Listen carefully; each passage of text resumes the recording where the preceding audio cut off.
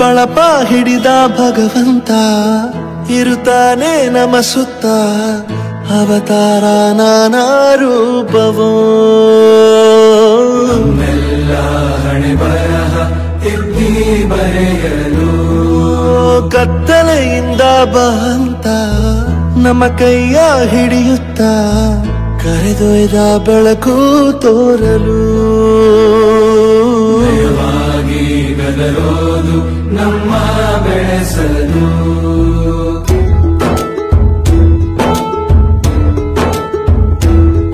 ಭಾಷೆ ಅಮೃತ ಕುಡಿಸೋ ತಾಯಾಗಿ ಭಾಷೆ ಅಮೃತ ಕುಡಿಸೋ ತಾಯಾಗಿ ಭವಿಷ್ಯ ಬರೆವಂತ